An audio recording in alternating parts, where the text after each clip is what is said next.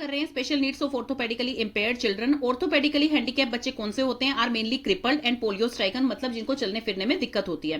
Crippled children दो types के होते हैं आगे, एक माइल्ड और एक स्वीयर। माइल्ड जैसे हमें नेम से ही पता लग रहा है कि जिनको थोड़ी दिक्कत है, चलने फिरने में थोड़ी दिक्कत होती है, वो कहलाए जाते हैं माइल्ड, जैसे कि उनका डिसलोकेट हो गया हिप या कोई ज्वाइंट, इसकी वजह से उनको चलने फिरने में दिक्कत हो रही है। लेकिन जो स्वीयरली क्रिपल्ड बच्चे होते हैं, जैसे कि मान लीजिए उनका नीचे वाला पूरा हिस्सा जो है उसने काम करना बंद कर दिया, वो प्रॉपर जो है बेड पे आ गए हैं, तो इस टाइप के जो होते हैं, जैसे उनके पैर टेढ़े हो गए हैं, उनको चलने में दिक्कत हो रही है, या उनकी जो स्पाइनल कोड है वो टेढ़ी हो गई है, तो इस तरह की प्रॉब्लम्स होती है वो स्वीयर में होती है।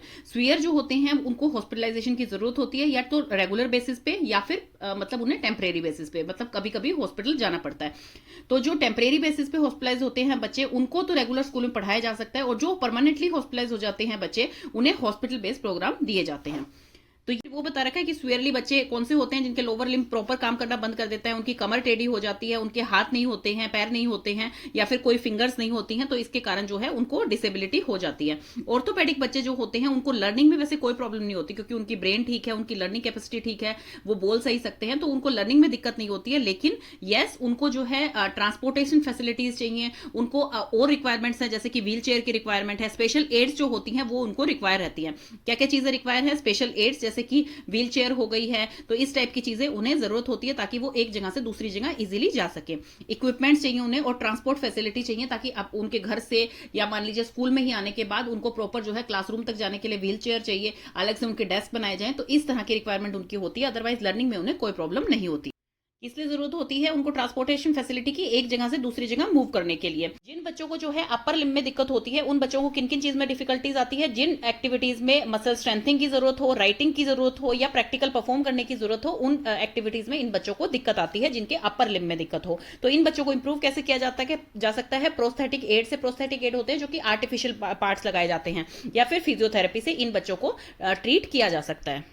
अभी हम कर रहे हैं special needs of orthopaedically impaired children. देखिए इन बच्चों को क्या नीड होती है? इन बच्चों को व्हील चेयर की जरूरत होती है, क्रचेस की जरूरत होती है, ब्रेसेस के एंड हैंड रेल्स की, ताकि इंडिपेंडेंट मूवमेंट कर पाए स्कूल में। क्योंकि अगर मान लीजिए इनके पास ये चीजें नहीं अवेलेबल होंगी, तो इनको किसी ना किसी की असिस्टेंस की जरूरत पड़ेगी अपनी क्लास तक जाने के लिए, इंडिपेंडेंटली ये मूव कर पाए। तो इसलिए ये सारे एड्स इनके पास होने चाहिए।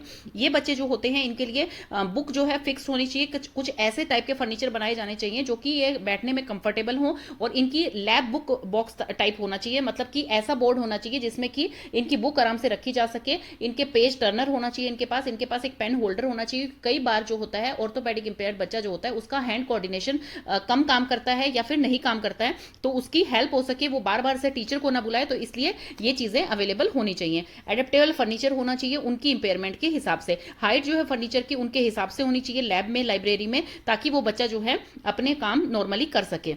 यंग एज में बच्चों की ग्रोथ बहुत जल्दी होती है, तो इसलिए कोई भी आर्टिफिशियल लिम्ब उनको लगाया गया है या आर्टिफिशियल ब्रेसेस हैं, तो वो चेंज होने चाहिए रेगुलर बेसिस पे, क्योंकि बच्चे की जैसे जैसे हाइट बढ़ेगी तो उसके अकॉर्डिंग ही उसको वो एड्स की जरूरत पड़ेगी, अपनी हाइट के अकॉर्डिंग ही। तो इसलिए वो चीज once in a year properly check होनी चाहिए, और उस चीज को चेंज किया जाना चाहिए। Due to this impairment children को जो है एक्स्ट्रा टाइम लग सकता है क्लास में लिखने में, या कोई भी चीज पढ़ने में, तो इसलिए उन बच्चों को थोड़ा टाइम दे, टीचर एक्स्ट्रा टाइम दे। राइटिंग फॉर टू लॉन्ग, ज्यादा टाइम तक अगर वो बच्चे राइटिंग करते हैं, जैसे हैंड्स में उनके पेन होने लग जाता है, तो वो पेनफुल हो सकती है उन बच्चों के लिए। अब एजुकेशनल प्रोविजन क्या बनाए गए हैं ऑर्थोपेडिक इंपेयरमेंट बच्चों के लिए, कि आपके आ गए हैं जैसे कि रैंप फैसिलिटी होनी चाहिए, जैसे कि आपकी स्टेयर्स होती हैं स्कूल्स में, हॉस्पिटल में, हर जगह पे, तो रैंप फैसिलिटी स्कूल में प्रोवाइड की जानी चाहिए, ताकि वो इजीली जो है मूव कर सके स्कूल में और अपनी क्लास तक पहुंच सके, या स्कूल में कहीं पे भी इधर से उधर जाना है उन्हें, तो वो इजीली मूव कर सके। हर जगह पे जो है एक हैंड बार लगा देनी चाहिए पकड़ने के लिए, जैसे कि उनको एफर्ट ना हो ज्यादा उसमें, वाटर टैप के पास, टॉयलेट्स में और ब्लैक बोर्ड के पास। एडजस्टेबल फर्नीचर होना चाहिए, मॉडिफिकेशन होनी चाहिए फर्नीचर की उनके कंफर्ट के हिसाब से।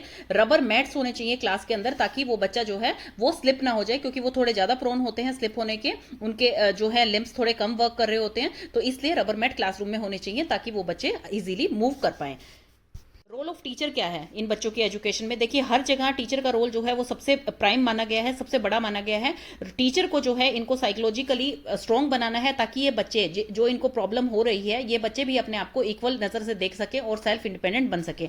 टीचर जो होती है वो बहुत ही सेंसिटिव और रिस्पॉन्सिव रोल प्ले करती है बच्चे की लाइफ में। तो टीचर जो है वो इनको एनकरेज करे कि आपको कोई भी प्रॉब्लम हो रही है तो आप टीचर को हेल्प के लिए बुला सकते हैं। जैसे मान लीजिए इनको बुक्स होल्ड करने में प्रॉब्लम होती है, तो एक स्मॉल बॉक्स रख दे टीचर वहां पे। इनको अगर पेंसिल और क्रेयॉन बार बाहर से जो है अपने पाउच ज्योमेट्री से निकालने में दिक्कत हो रही है, नहीं निकल पा रहा है, और मान लीजिए वो नीचे गिर जा रहा है और ये बच्चे नहीं उठा पा रहे हैं उसे, तो इनकी जो है हेल्प करनी चाहिए। टीचर को एक बॉक्स इनके पास रख देना चाहिए जिससे ये क्रेयॉन और वो अपने आप से ले सकें। इन बच्चों को मान लीजिए अगर लिखने में दिक्कत आ रही है, तो जैसे मान लीजिए किसी की फिंगर नहीं है, किसी के फिंगर्स वर्क नहीं कर रही हैं, तो उसको इस तरह का थिक पेन दे ताकि उसकी होल्डिंग उससे मजबूत हो सके। तो टीचर इस तरह के थोड़े थोड़े इनकी हेल्प करेगी तो इन बच्चों की लाइफ भी इजी बन सकती है। टीचर को इनकी सिटिंग अरेंजमेंट इस तरह से अरेंज करनी चाहिए क्लासरूम में कि मान लीजिए ये कुछ मूवमेंट करते भी हैं तो बाकी क्लास जो है वो इससे डिस्टर्ब ना हो। इनके जो फर्नीचर होता है वो कंफर्टेबल होना चाहिए बच्चों के लिए, ताकि ये बच्चे जो है उसमें कंफर्टेबली पढ़ सके, एकेडमिक स्किल्स डेवलप कर सके। इनके जो भी एड्स हैं, मान लीजिए ब्रेसेस हैं इनके, या कोई भी आर्टिफिशियल प्रोस्थेटिक इनके लिम्ब लगा हुआ है, तो वो प्रॉपर वर्क कर रहे हैं कि नहीं कर रहे हैं, उनको कुछ रिपेयर की जरूरत है, इफेक्टिव यूज है या नहीं है, तो वो चीज भी टीचर को चेक करनी चाहिए और वो उस प्रॉब्लम को सॉल्व करना चाहिए। टीचर को जो है इन्हें एनकरेज करना चाहिए, आप को करिकुलर एक्टिविटीज में जो है पार्टिसिपेट कीजिए ताकि ये बच्चे भी जो है मोटिवेट हो और अपने आप को इंफीरियर ना समझे, जैसे कि स्पीच कंपटीशन हो गया, पेंटिंग हो गया, ड्राइंग हो गया। बाकी बच्चों को, जो नॉर्मल बच्चे हैं क्लासरूम में, टीचर उन्हें मोटिवेट करे कि आपको जब भी इन्हें हेल्प की जरूरत हो तो आप इन्हें हेल्प करें।